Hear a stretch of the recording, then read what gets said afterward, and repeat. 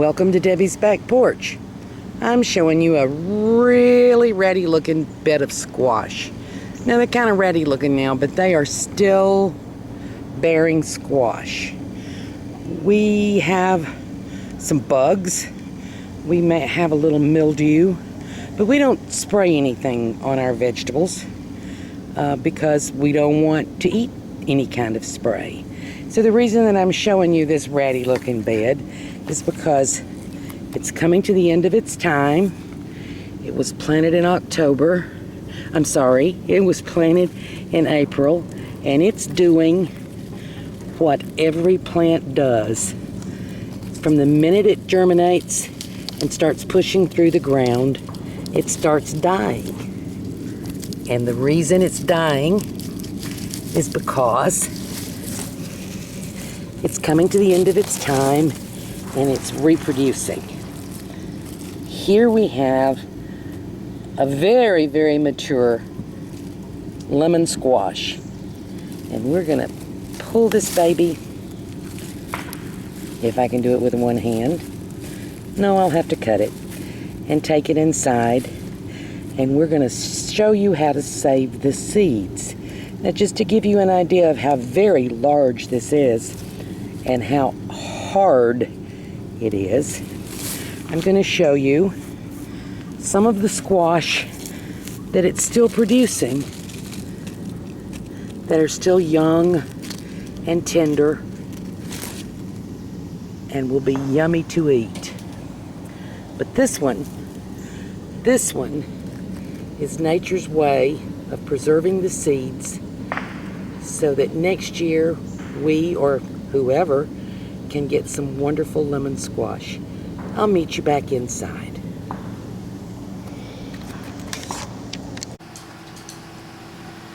Saving squash seed is really simple, but being your own camera person isn't always. So I'm going to hope that I get this lined up properly and that you can see what I'm doing.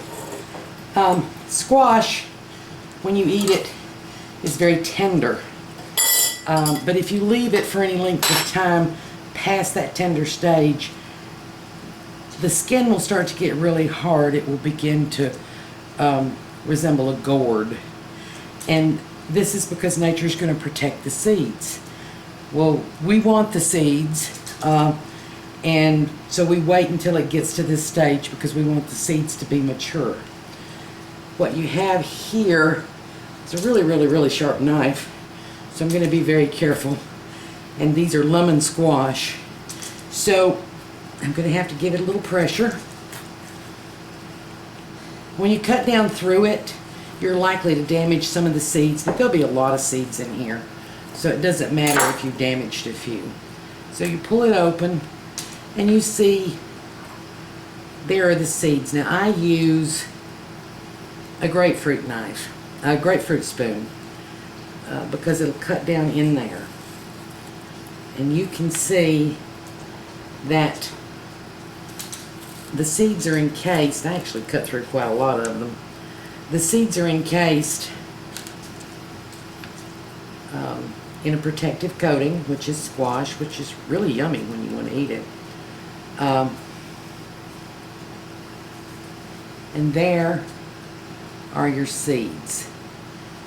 So we would work through this a little bit at a time and pull out the undamaged seeds. And I'm putting them over here in a bowl. I'm not going to make you sit and watch me do the whole thing. This is the first year I've grown lemon squash. I always tell people I'm not very good at squash. I get just a few and then they die because we have borers, squash vine borers. And I tried the lemon squash because they're supposed to be more resistant.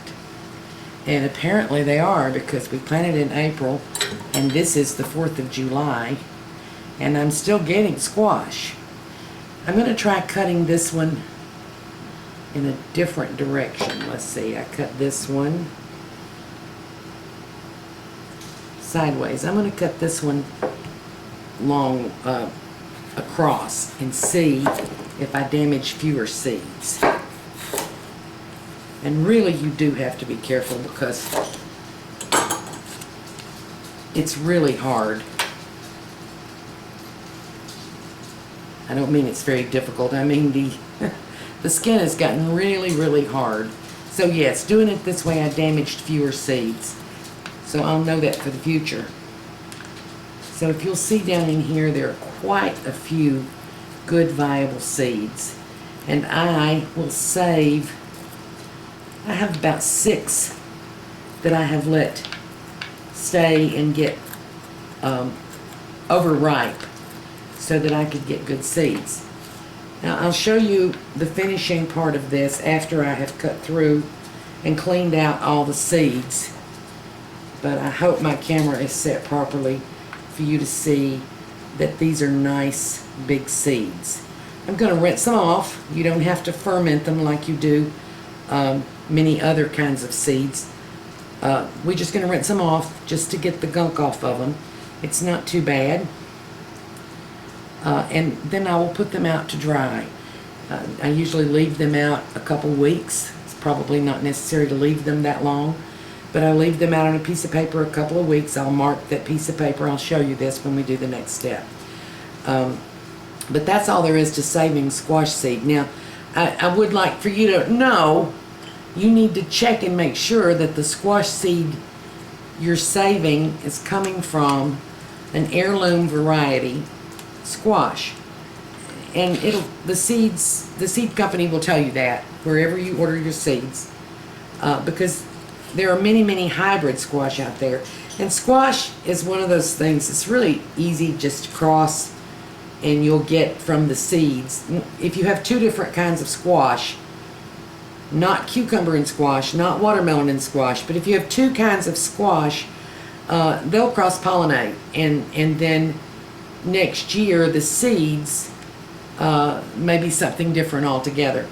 So you do want to kind of take care, if you're going to save the seeds, to protect against cross-pollination. You can do that. Some people can do it with a bag. You know, pollinate the squash by hand, and then put a bag over the blossom so that no pollinator can get in. What I do is separate by time. I planted this bed of squash. I'm done with this bed of squash. I planted another bed of squash last week, so that I will only have one variety at a time blooming for the seeds that I want to save.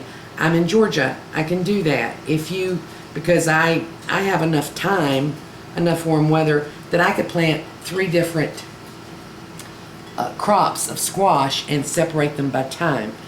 But if you don't, you'll want to look up through the extension services how to protect your squash from cross-pollination. And you'd only need to do those blooms from the fruit that you're going to save seed from. Let me say just another word about seed saving. We have fewer and fewer different varieties of vegetables, and we have become more uniform in the food that we expect. You've probably never seen lemon squash in the grocery store. This is an heirloom variety. It's really good. It tastes just like your yellow crookneck squash. Grows about the size of a large lemon. Is the right time to pick it. People need to be saving seeds so that we can hold on to the diversity of the food that we're eating. But on top of that, if you want to have a better garden year after year after year, what you do is a trial and error process. And those things that grow well in your garden, you want to preserve. Because what you get is fruit, vegetables that are most closely adapted to what your garden provides. So I had the best crop of squash ever in my life from these lemon squash. You can bet I want to save the seeds, because what I know is that my conditions in my yard, my garden, are right for these to grow. I picked really nice ones, healthy ones, and I'm going to save the seed. And what I hope to do then is to reproduce this successful year in squash year after year after year by maintaining and saving the squash seed. We'll come back later.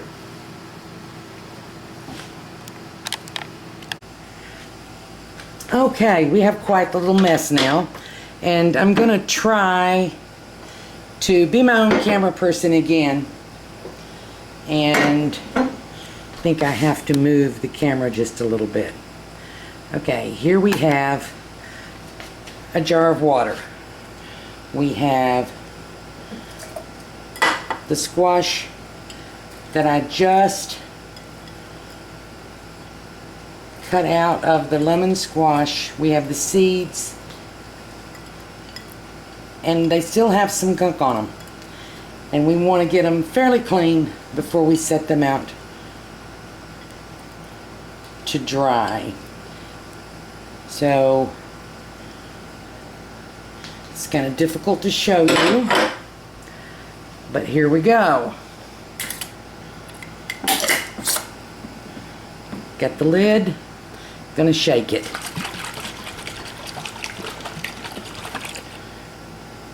Just gonna try to break loose some of the gunk, some of the meat of the squash. And what you'll see here is the bad stuff floating on top. And we're gonna pour it out. Just let the stuff that floated go on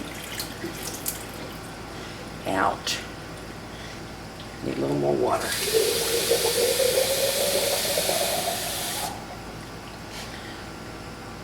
If you'll see your good seeds are falling to the bottom and your gunk is floating on top.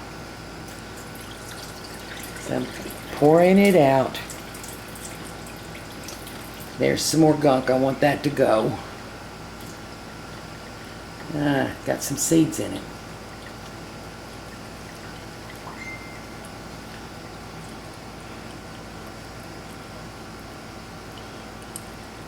Okay, so what I've got left in here, I'm going to pour into a strainer. Let's see if we can see this strainer.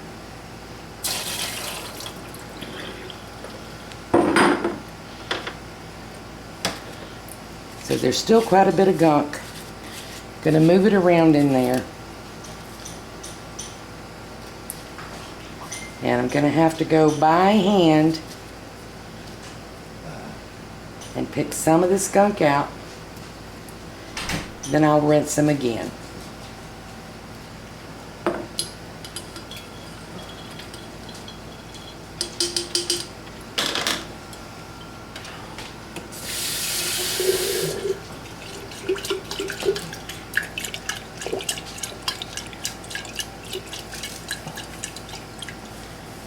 So we're getting cleaner still.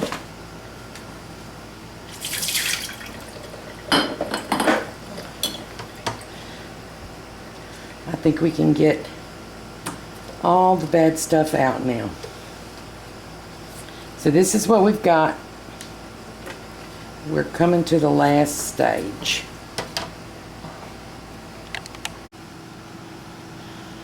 Okay, last step. I have got my paper ready. I've got my squash ready. And truly I didn't get them all. It was kind of difficult to tape and do this, but you would get more seeds than this from 2 squash generally. I've washed them. I've gotten most of the gunk off. I'm going to dry them. I'm using a paper towel. You can use something else if you like. If you have a cloth that you want to do it with, that's fine. I'm getting the last of the meat of the squash off of them. You can just sit and do this without washing. The washing is not necessary. I just think it makes it go a little bit quicker. So here we have the squash, and even if you have just a little bit of the meat left, it's okay. Drying with the paper towel, but I don't leave them on the paper towel. This is typing paper. It's a heavy grade typing paper. You can use a brown paper bag, something smooth. You just really paper towels, if they dry on the paper towel, they stick to the paper towel. And you lose some of them sometimes, and it's difficult to get them loose. You get little pieces of paper on it. So I use a nice smooth kind of paper, and let's get it all off. A brown paper bag is wonderful. You can just go ahead and mark it with your seed information on the outside of the bag, and then when they're dry, you just put them right in that same bag. What I've got here is information about these seeds. These are lemon squash. They were originally bought from Baker Creek. I'm saving them on 7/14/15. And spread them out. You're going to come back a couple of times and spread them out. Don't want them to be touching too much. You want a single layer. Now I'm going to put these in a place that's cool. Doesn't get a lot of traffic. I'm going to put them on my buffet in my dining room, because during the growing season we don't have guests for dinner. So I'm going to set them in a cool, dry, out of the way place. Leave them alone. Let's see, now there's some bad ones. Let's pull those out. It'll take these about 2 weeks to dry. I may not have the video when these are dry for you, but the way you test them to make sure that they're dry enough is you take one and you hold it and you break it. And if it pops, if it breaks, it's dry enough. Then you're going to put them in a sealed container. I have some little tiny tubes that I put money in because it's easy to label. And if you want to put an oxygen absorber in with them, a lot of folks do that, but these will be good for several years. I'll probably do 3 or 4 more of these squash so that I can share the bounty. Maybe swap some seeds with somebody so that we have a good diversity in our garden. So thank you for joining us on Debbie's Back Porch. We're glad to have you. Debbie's Back Porch is a community on Facebook of organic gardening, cooking from scratch, safe preserving, homemade and handmade crafts, and seed saving and swapping. Thank you.